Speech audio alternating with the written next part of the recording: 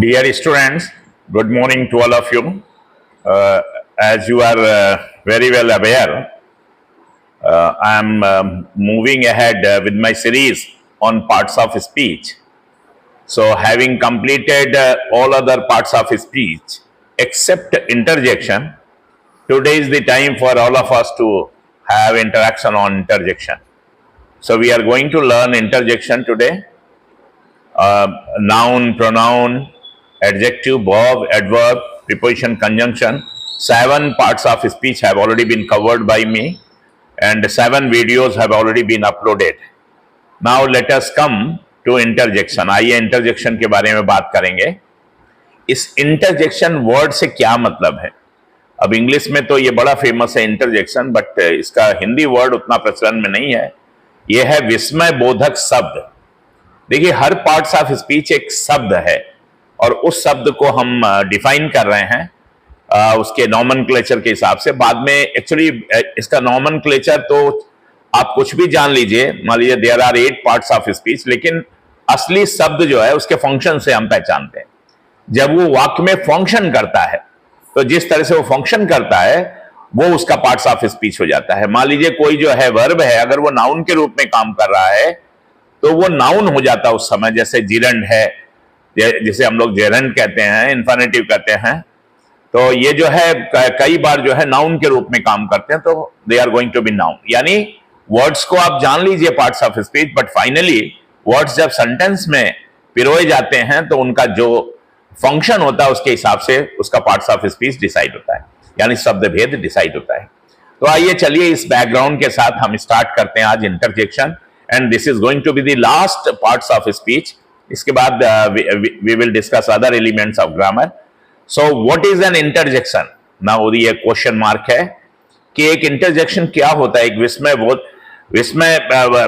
बोध दिलाने वाला एक जो शब्द है उसको हम कैसे डिफाइन करेंगे. विस्मयादि बोधक शब्दों को हम सीखने जा रहे हैं. देखिए इसका डिफिनेशन देखिए. An interjection is one of the parts of speech. एक जो इंटरजेक्शन है, इज माने है, ये देखिए वर्ब है. One of the parts of speech, यानी जो पार्ट्स ऑफ स्पीच है, मान लीजिए 8 पार्ट्स ऑफ स्पीच है तो उनमें से एक ये पार्ट्स ऑफ स्पीच है. जब भी वन ऑफ द लगा हो तो आप समझ जाइए आगे जो है प्लूरल फॉर्म में जो है नाउन आएगा.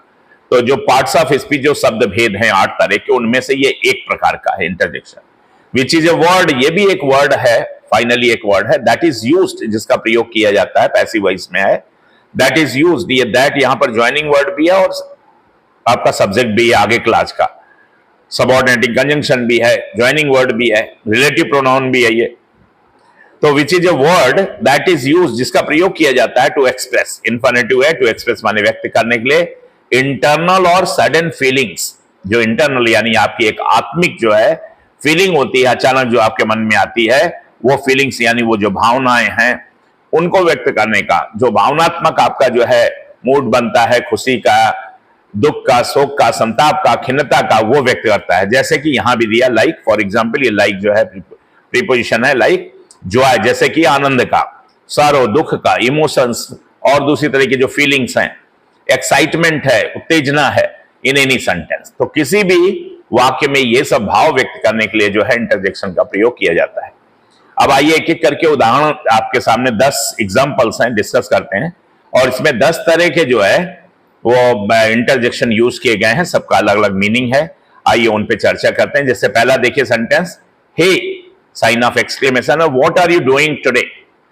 अब what are you doing today is a normal interrogative sentence, ये प्रेजेंट कॉन्टिन्यूअस में, लेकिन हे लग जाने से ये एक्सक्लेमेटरी बन गया है. अब हे जो है HEY, हे का मतलब है कि यहां पर जो है इसका हिंदी है अरे. अरे व्हाट आर यू डूइंग, यानी उसको वर्ड ऑफ एड्रेस कह सकते हैं, उसको एक तरह से उसका अटेंशन अपनी तरफ खींचने के लिए हे वर्ड का यूज करते हैं. तो जिसके सामने आप ये प्रश्न रख रहे हैं what are you doing today, उसका अटेंशन अपनी ओर आकर्षित करने के लिए एक्सक्लेमेटरी वर्ड का आप प्रयोग कर रहे हैं कि अरे what are you doing today. अब आइए इसके बाद HEY, ये हे हो गया, साइन ऑफ एक्सक्लेमेशन, ये एक्सक्लेमेटरी वर्ड हो गया. इसी तरह से वाओ, साइन ऑफ एक्सक्लेमेशन है. वाओ जो है बहुत खूब, जब कोई अच्छी कामयाबी होती है, कोई चीज आपको बहुत अच्छी लगती है, तब आप कहते हैं wow, you look so beautiful. अब यहां पर देखिए वाओ, मतलब वाओ का मतलब हो गया कि बहुत खूब, कोई जो है आपके मन को बहुत चीज छू गई है, आप कह रहे हैं यू लुक सो ब्यूटीफुल, आप जो है बहुत खूबसूरत दिखाई देती हैं। आगे आइए, ये जो है ब्रावो, जो ब्रावो है वो जो है साइन ऑफ एक्सक्लेमेशन, ये भी एक्सक्लेमेटरी वर्ड है। यू स्पेल्ड इट करेक्टली, आपने स्पेल्ड किया, ये स्पेलिंग बताने का है कि आपने इसे प्रोनाउंस किया करेक्टली, एडवर्ब है ये करेक्टली, इट ऑब्जेक्ट है, यानी इस वर्ड को आपने करेक्टली स्पेल्ड किया, इसकी स्पेलिंग सही लिखी है। तो ये जो ब्रावो है ये आपका जो है वाहवाही करता है, शाबाशी देता है, आप कह सकते हैं शाबाश, वाहवाही बताता है, यू स्पेल्ड इट करेक्टली, आपने इसको इसकी स्पेलिंग बिल्कुल सही। हा, अब नेक्स्ट फोर्थ है, देखिए ha, H A, sign of exclamation है। जो हा है वो एक तरह से व्हाट ए प्लीजेंट सरप्राइज, अब देखिए इसमें वर्ब नहीं है, व्हाट ए प्लीजेंट सरप्राइज, इस पूरे सेंटेंस में वर्ब नहीं है, लेकिन ऐसा नहीं है, वो छुपा हुआ है, बिना वर्ब का कोई सेंटेंस। नॉर्मली एक्सक्लेमेटरी सेंटेंसेज में जो है बिना वर्ब के भी होते हैं, वो फ्रेज फॉर्म में भी पूरा मीनिंग देते हैं, लेकिन इसमें है what A pleasant surprise it is, मान लीजिए इट इज यहां छुपा हुआ है, तो वर्ब है, ये भी एक्सक्लेमेटरी सेंटेंस हो गया। हा का मतलब हो जाता है यस, हाँ हाँ, व्हाट ए प्लीजेंट सरप्राइज, मतलब वो भी आपने जो है एक अटेंशन अपनी तरफ आकर्षित किया और कहा कि भाई व्हाट ए प्लीजेंट सरप्राइज, ये तो बहुत आश्चर्य की बात है, मतलब it is a matter of surprise. आगे आइए, उफ्स, ये जो डबल ओ पी एस है, उफ्स, ये हुफ्स का मतलब है उफ, sorry it was my fault, तो ये जो है इससे खेद व्यक्त किया जाता है, सॉरी व्यक्त किया जाता है, डबल ओ पी एस, उफ बोलते हैं, उफ या सॉरी। या आइए हुर्रा, अब इसको हुर्रे भी पढ़ते हैं, उसकी spelling H U double R A H हो जाती है, लेकिन कोई बात नहीं, एक्सक्लेमेटरी वर्ड ये जो है H double O R A H, hurray या हुर्रा, जैसे जो भी प्रोनाउंस करें आप इससे, वैसे इसकी spelling H U double R A H ज्यादा प्रोमिनेंट है। वी वन दी मैच, अब हुर्रे जो है या हुर्रे जो है ये बड़ा अमेजिंग वर्ड है, मतलब बड़ी खुशी की बात है। हुर्रे करना मतलब किसी की कामयाबी को जो है आप सेलिब्रेट कर रहे हैं विद ग्रेट जॉय। तो वी वन दी मैच, मतलब hurray, we won the match, हम लोगों ने मैच जीत लिया, यानी it is a matter of joy that we won the match. आइए नीचे, कंग्रेचुलेशंस, साइन ऑफ एक्सक्लेमेशन, बधाई, कंग्रेचुलेशन मैंने जैसा है बधाई देते हैं आप, खुशी खुशी, ये भी खुशी का प्रतीक है, यू आर वेरी हैप्पी, और आप जो है you want to congratulate, you have a baby girl, किसी को लड़की हुई है मान लीजिए, तो आप उसे बधाई दे रहे हैं कि भाई आपको बेटी हुई है। आगे आइए, या, वाई ई ए एच और साइन ऑफ एक्सक्लेमेशन, ये वर्ड बहुत यूज होता है, या, इसका मतलब वही हाँ से ही है, या आई गॉट हर नंबर, किसी ने पूछा आपको उसका नंबर मिल गया है, तो आपने कहा या आई गॉट हर नंबर, या का मतलब है अफर्मेशन, मतलब उस चीज को एक्सेप्ट करना, तो ये अफर्मेशन में जो है या का प्रयोग करता है, बहुत ज्यादा यूज होता है, ये बड़ी कॉमन जो है एक्सक्लेमेटरी वर्ड है, तो या माने हाँ हाँ, आई गॉट हर नंबर। आगे आइए, 9th में देखिए, जेसस, साइन ऑफ एक्सक्लेमेशन, देखिए जेसस जो है वो जो ईसाई हमारा समुदाय है, वर्ग है, उनका जो गॉड है ईसा मसीह, उनको कहते हैं जेसस। तो लेकिन अब यहां पर जो है उनके नाम की एक तरह से शपथ ले रहे हैं यीशु के नाम की, और भगवान जो है, भगवान का मतलब है वो हमारे जो है सवैर हैं या सैल्वेशन हैं, हमें जो है मोक्ष देते हैं, हमें जो है राहत देते हैं, हमें बचाते हैं, तो इसलिए Jesus, sign of exclamation, you saved me from those culprits, कि थैंक गॉड एक तरह से जैसे बोला जाता है, उसी तरह का ये जेसस वर्ड है कि आपने मुझे उन कल्प्रिट से बचा लिया, उन बदमाश लोगों से आपने मुझे बचा लिया। तो जेसस जो है सवैर के लिए यूज करते हैं, यानी जो बचाने वाला है, जो जो हमारी रक्षा करने वाला है, या जिसने जो हमें सैल्वेशन दिया है।